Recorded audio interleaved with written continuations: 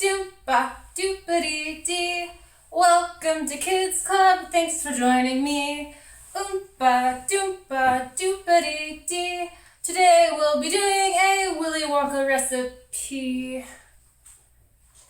It's a good thing singing is not my day job, huh, guys? I'm library assistant Logan. This is Kids Club. We're doing another Cooks and Books recipe.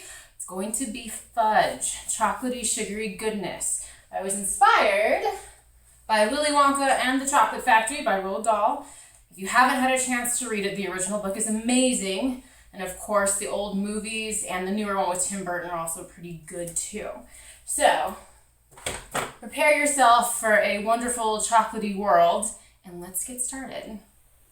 Okay, so this recipe is kind of one I've mushed together. It's from two different recipes. One was a little bit more complicated. It was from an old family friend. It's delicious. Shout out to the Kerbins. And then there was a really nice, easy, simple one I found online. I've kind of mushed them together to make it perfect for us. So we're going to need some semi-sweet chocolate chips.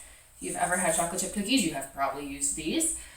We're going to need about 8 ounces of those. So if you get the 16-ounce bag, cutting it in half will be perfect. We will also need Baker's unsweetened chocolate. So this is the chocolate you definitely don't want to nibble on. It's very bitter and very dark because it doesn't have any sugar in it. We're going to need about 4 ounces of that. And if you get the handy dandy chocolate boxy thing of that, it's 4 ounces anyway, so that's pretty easy. The third ingredient we will need is sweetened condensed milk. And a 14-ounce can of that should be perfect. This replaces the milk and butter that was actually in the more complicated recipe to make it a little simpler for us. Those are all the main ingredients. I'm going to add some vanilla, which is optional. I'm going to do 1 teaspoon of vanilla because I like that vanilla flavor in my fudge, but you certainly don't have to if you don't. And the very last thing is going to be some cooking spray. It'll help us get our fudge up a little easier once it's done chewing in the fridge. So for equipment, you will need spatula. If it's a Star Wars based spatula, you get extra points for that, but it doesn't really matter. You will need a pot to melt our chocolate in. And then finally, you will need some kind of sheet or container to put the fudge in after we've heated it up where it can cool. So this isn't really the perfect one, an 8x8 one, so one that's an exact square would probably be easier, but this is what I have, and I like my fudge a little thinner. So whatever you got will be just fine, I promise. And once you got all of those things collected, we are ready to begin melting the chocolate.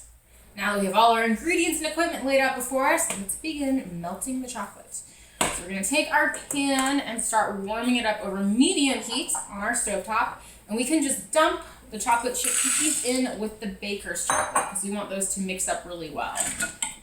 And you can totally do this part in the microwave. I just like doing it on the stovetop because you can kind of see where the chocolate's at, make sure it's not burning, and it makes me feel like I'm doing real baking. Nothing against microwaves, sorry microwave.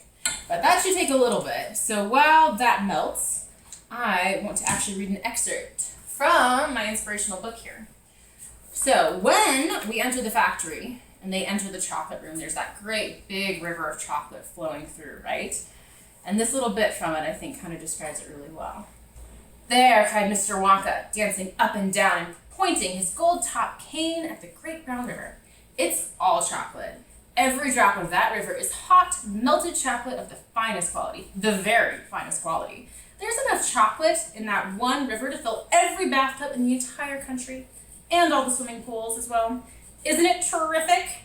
And just look at my pipes. They suck up the chocolate and carry it away to all the other rooms in the factory where it's needed. Thousands of gallons an hour, my dear children. Thousands and thousands of gallons." Now, we do not have that much chocolate, thankfully. I don't know what I would do with that much chocolate. But we have just enough to get our fudge started. And originally, I had tried to find some Oompa Loompas directly imported from Oompa Loompa Land, but they're all busy elsewhere at this time. So, as you can see, I have a lot of different helpers. I don't even know how many. See if you can count them all. They're helping me with various aspects, like watching the other candy so I don't eat it while I'm doing this. So, your chocolate should start melting pretty quickly. It's probably going to take a little bit. You could switch out for the microwave if you wanted right now. I wouldn't judge you. But I'm going to let this melt a little bit before I get back to you, okay? See you in a second. As I'm sitting here stirring this, waiting for it to melt, it just occurred to me that I introduced my book as Willy Wonka and the Chocolate Factory. And well, Willy Wonka is pretty flamboyant, and I am dressed up as him, and I guess I would like to think the story's about myself. As everyone knows, it's Charlie and the Chocolate Factory, so just pretend I didn't say that. Thanks, guys. Alright, so now that my chocolate is deliciously melted, look at that. Okay, besides that chunk, it's pretty much deliciously melted. We are going to want to take it off the heat, just to the side, and then we are going to want to turn off said heat and pour in our sweetened condensed milk. So pretty much whenever the chocolate has no more bumps and chips and walks in it is when it is good to go. We want to avoid burning it because that'll give it a super weird taste. So keep an eye on it, but it's pretty forgiving. Once we get the sweetened condensed milk stirred in, we will then add vanilla extract, or at least I will. You guys definitely don't have to. You could even add like any other extract you wanted if you wanted to do like mint extract or mint fudge, but I just like good old-fashioned vanilla. So we'll do 1 teaspoon of that. The opportune moment here. Give it a good swirl. And at this point, it'll start sticking together as the sweetened condensed milk gets in there. As you can see, it's not droopy anymore. We're getting more towards fudge instead of chocolate sauce, which is the ideal. So once we got that going, we're going to want to take whatever pan we are using. And this step is very helpful, so don't forget it. You're going to want to spray it down. So even though it's not going in the oven to cook, it makes it a lot easier to get the fudge up afterwards if we spray it down before we pour it into the pan. Hoo-ah! So there's one great honkin' pile of fudge there, which looks absolutely delicious and smells even better. Once you get as much of it out as possible, you're going to want to kind of spread it around a little bit. Ooh, I got some all over my hand. So at this point, it's going to be a little difficult to spread, so you may want a spatula. A spoon will work, and it doesn't have to be pretty. It'll taste just the same. But the idea is to get it spread out so it's some kind of even layer, maybe like an inch, inch and a half, somewhere in there. And if I had the 8x8 cooking pan, I was suggesting at the beginning it would be a little prettier, but again, it'll taste just the same, which is helpful. So once you've gotten that spread out, so it's kind of a good layer like that, we're going to stick it straight in the fridge to chill for an hour. It would be difficult to not touch it for that time period because you have smelled how amazing it smells. But go do something, go read a book, and come back at that time for something delicious, okay? We'll be right back to taste it. All right, now that it's totally been 1 hour, let's go see how our fudge is looking. Amazing! Oompa Loompas cut it for me already, or was it the stuffed animals? It's totally not, because I did this an hour ahead of time so I could eat it right away and have a batch while we were filming. So anyhow, when your fudge is ready, you're going to want to cut it with a butter knife so you don't scratch the pan, and you can even use a spatula to get it up if it's being a bit tricky. But ideally, you should have something delicious looking like this, dark chocolate squares of yumminess, and they're super good. So the recipe we used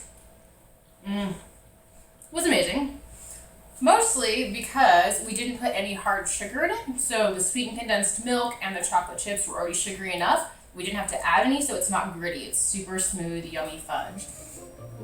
I hope you guys enjoyed how yours turned out. Reminder, if you want it to be more like milk chocolate, add more chocolate chips, take out a little bit of the baking chocolate. If you want it to be more of a darker taste, go for more of the baking chocolate and maybe less of the chocolate chips. Either way, it should be delicious, and I really hope you enjoyed this episode of Cooks and Books. Bye, guys!